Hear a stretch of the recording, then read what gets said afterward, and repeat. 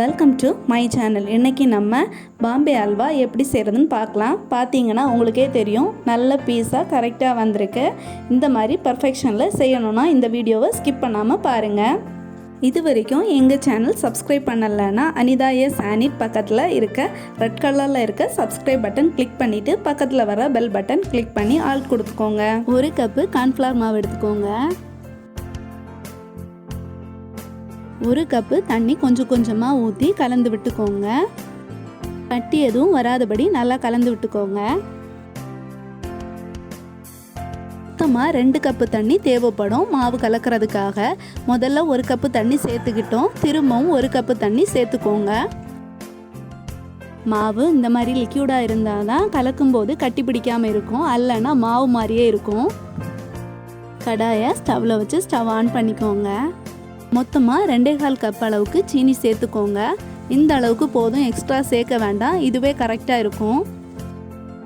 மொத்தம் 2 கப்பு தண்ணி சேர்த்துக்கோங்க, எக்ஸ்ட்ரா சேர்க்க வேண்டாம்.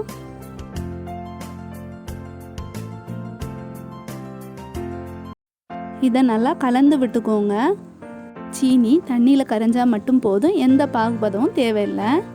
இப்போது சீனி நல்லா கொதிக்குது. இந்த டைமில் பதிச்சிருக்குல்ல, இது வேஸ்ட்டு. இதை அப்படியே எடுத்து வேஸ்ட்டில் போட்டுக்கோங்க. அது அதில் இருக்க டஸ்ட்டு தான் இதில் வருது. நல்லா கொதிக்கும் போது வரும். அப்போ அந்த வேஸ்ட்டை சிம் பண்ணிவிட்டு எடுத்துக்கோங்க. திரும்பவும் நல்லா கொதிக்க வைங்க. திரும்பவும் வேஸ்ட் வரும், அதை எடுத்துக்கோங்க. அடுத்தது நல்லா பியூராகவே வரும்.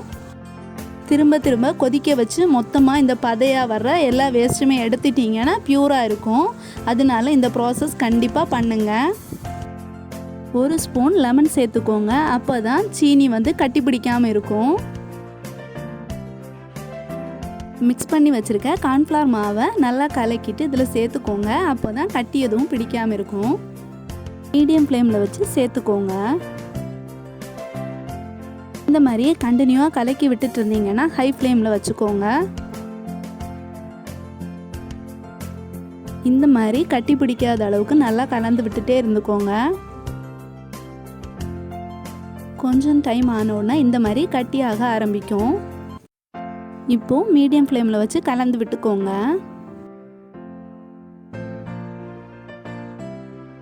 இந்த மாதிரி கட்டியான பிறகு ஏலக்காய் சேர்த்துக்கோங்க. நான் இப்போது 3லேருந்து 4 ஏலக்காய் சேர்த்துக்கிறேன். மீடியம் ஃப்ளேமில் வச்சு நல்லா கலந்து விட்டுக்கோங்க. இப்போது 1 ஸ்பூன் நெய் சேர்த்துக்கோங்க. இது இப்போது நல்லா கலந்து விட்டுக்கோங்க. நெய் சேர்த்ததும் கலந்து விட்டுறதுக்கு ஈஸியாகவே இருக்கும்.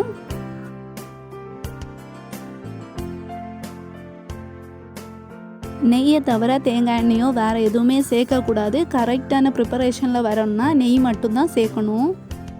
இப்போது கலர் பவுடர் சேர்த்துக்கலாம். 1 ஸ்பூனில் கொஞ்சோண்டு கலர் பவுடர் மிக்ஸ் பண்ணிக்கோங்க. இதை நல்லா கலந்து விட்டுக்கோங்க. அப்போ தான் கட்டி எதுவுமே பிடிக்காமல் இருக்கும்.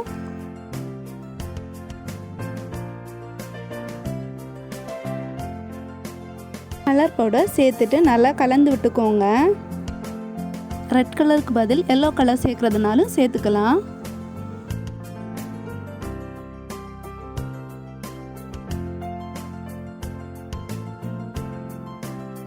இந்த அளவுக்கு மிக்ஸ் பண்ண பிறகு திரும்பவும் 1 ஸ்பூன் நெய் சேர்த்துக்கோங்க.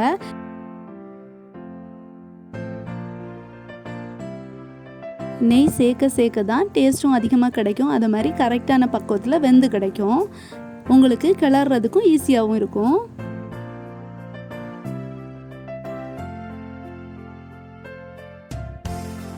திரும்பவும் நெய் சேர்த்து கலந்துக்கோங்க. இது வரைக்கும் எங்கள் சேனல் சப்ஸ்கிரைப் பண்ணலைன்னா anithasanit பக்கத்தில் ரெட் கலரில் இருக்க சப்ஸ்கிரைப் பட்டன் கிளிக் பண்ணிவிட்டு பக்கத்தில் வர பெல் பட்டன் கிளிக் பண்ணி ஆல் கொடுத்துக்கோங்க. அப்போ தான் நாங்கள் போடுற எல்லா வீடியோவுமே உடனடியாக உங்களுக்கு நோட்டிஃபிகேஷனில் கிடைக்கும். திரும்பவும் 1 ஸ்பூன் நெய் சேர்த்துக்கோங்க. இப்போது தேவையான அளவுக்கு முந்திரி பருப்பு போட்டுக்கோங்க. பாதாம் இருக்குன்னா பாதாம் பருப்பு போட்டுக்கோங்க. கிஸ்மிஸ் போட வேண்டாம்.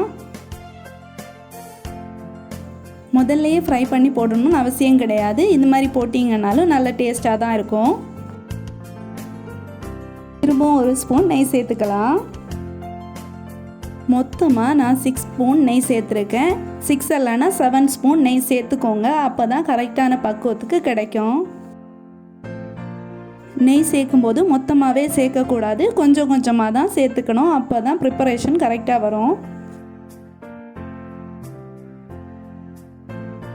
ஃபஸ்ட் டைம் ட்ரை பண்ணுறீங்கன்னா மீடியம் ஃப்ளேமில் வச்சு ட்ரை பண்ணுங்கள். ஹை ஃப்ளேமில் வச்சு ட்ரை பண்ணாதீங்க. இப்போது திரண்டு வர ஆரம்பிச்சிச்சு, ஒட்டாமல் வருது. பார்த்தீங்கன்னா உங்களுக்கே தெரியும், நல்ல கிளாஸியான லுக்கில் இருக்குது. பார்த்தீங்களா? இந்த மாதிரி எடுத்து விடும்போது ஸ்பீடாக விழுந்துச்சுன்னா ரெடி ஆகலைன்னு அர்த்தம். அதனால இனியும் நல்லா கிளறி விட்டுக்கோங்க.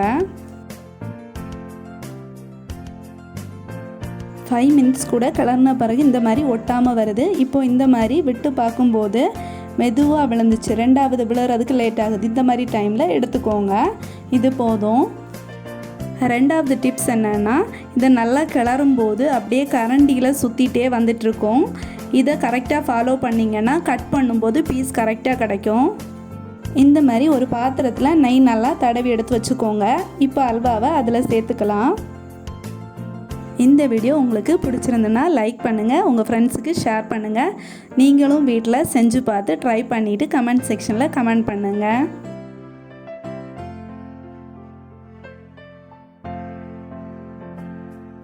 இந்த மாதிரி கரண்டி வச்சு நல்லா செட் பண்ணிக்கோங்க. 1 hour அப்படியே வச்சுக்கோங்க. சூடு ஆறிடுச்சுன்னா கட் பண்ணி பார்த்துக்கோங்க. அப்போ தான் கரெக்டாக கிடைக்கும். சூடு ஆறதுக்கு முன்னாடி கட் பண்ணிங்கன்னா கண்டிப்பாக பொடிஞ்சு போகும். ஓரத்தை இந்த மாதிரி லைட்டாக இலக்கி விட்டுக்கோங்க. இது மேலே ஒரு பாத்திரத்தை வச்சுட்டு திருப்பிக்கோங்க.